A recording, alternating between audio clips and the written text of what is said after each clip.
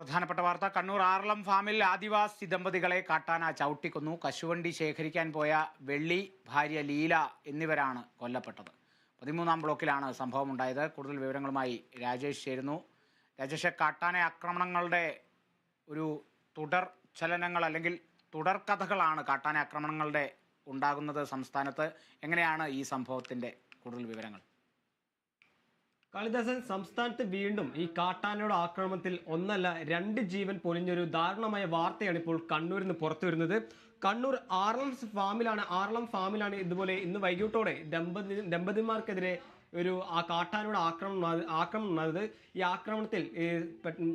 ആക്രമണത്തിൽ ആദിവാസി ദമ്പതികളായ വെള്ളി, ഭാര്യ ലീല എന്നിവർക്കാണ് ഇതുപോലെ ദാരുണമായൊരു സംഭവം നടക്കുന്നത്. ഇന്ന് വൈകിട്ടോടെ ആറളം ഫാമിലായിരുന്നു.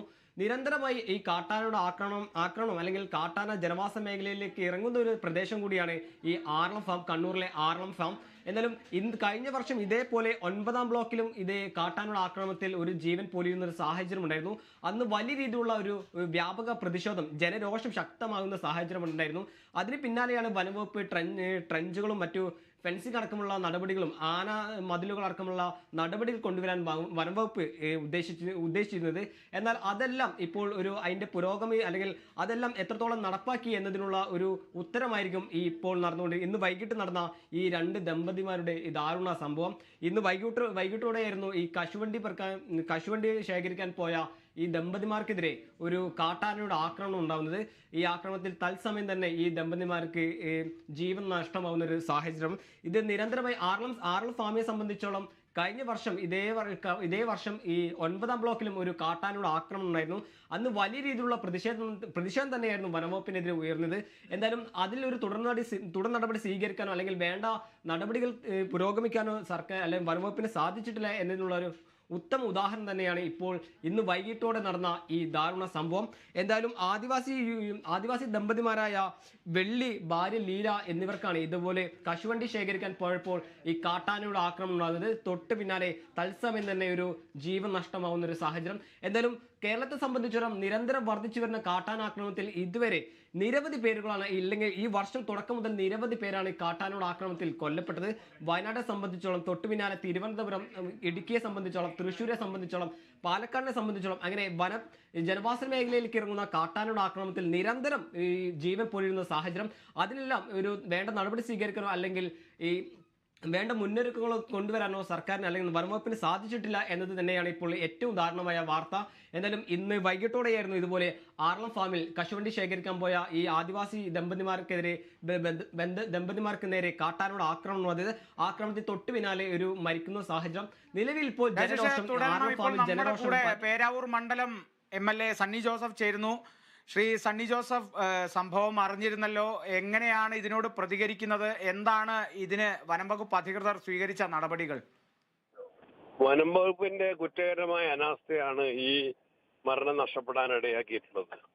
കഴിഞ്ഞ ഒരു 2-3 ആഴ്ചകൾക്ക് മുമ്പ് ഈ ആറളത്ത് ചീഫ് വൈൽഡ് ലൈഫ് വാർഡൻ വന്നിട്ട് ഒരു മീറ്റിംഗ് ഉണ്ടായിരുന്നു. ആ മീറ്റിംഗിൽ ഞാൻ തന്നെ ചോദിച്ചു, ഉദ്യോഗസ്ഥന്മാര് ഞാനും ഉണ്ടായിരുന്നു, എത്ര ആനകൾ ജനവാസ മേഖലയിലുണ്ട് എന്ന് ചോദിച്ചപ്പോൾ അവർ പറഞ്ഞത് ആദ്യം 30 പറഞ്ഞു, പിന്നെ ആലോചിച്ചിട്ട് 40-ൽ അധികം എന്ന് പറഞ്ഞു.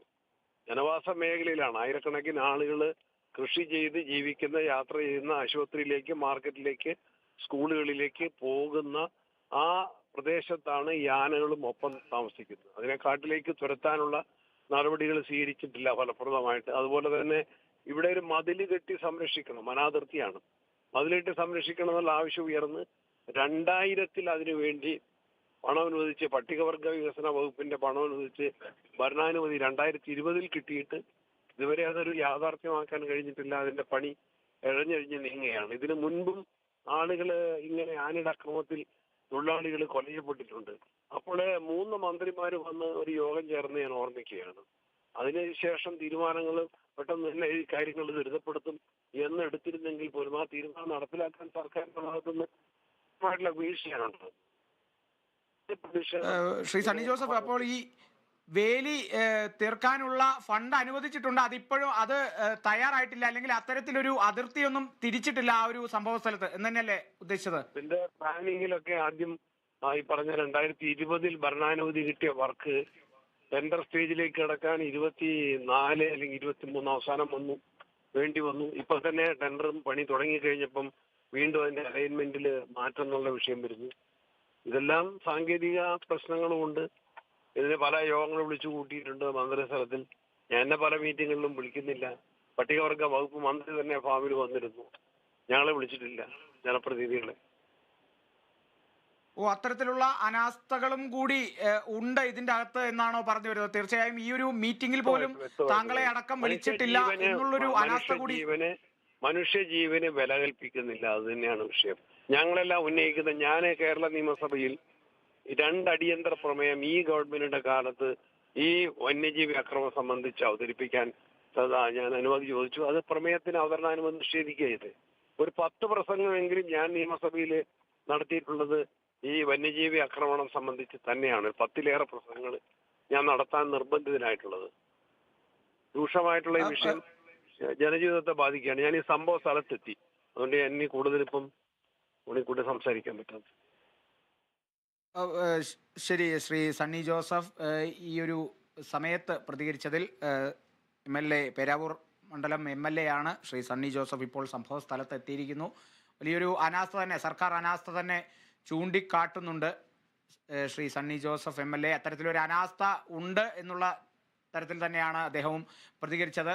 ഇതിനെ സംബന്ധിച്ചുള്ള, അല്ലെങ്കിൽ ഈ ഒരു അതിർത്തി നിർമ്മിക്കുന്നതിനെ സംബന്ധിച്ച് നേരത്തെ തന്നെ ഭരണാനുമതി ലഭിച്ചിരുന്നെങ്കിലും അത് വീണ്ടും ടെൻഡറായി, അത് പണി കഴിപ്പിക്കാൻ അല്ലെങ്കിൽ അതിൻ്റെ നിർമ്മാണം തുടങ്ങാൻ ഏറെ വൈകി. അതെല്ലാം ഇതിന് കാരണമായി എന്നുള്ള ആരോപണം കൂടി സണ്ണി ജോസഫ് MLA ആരോപിക്കുന്നു.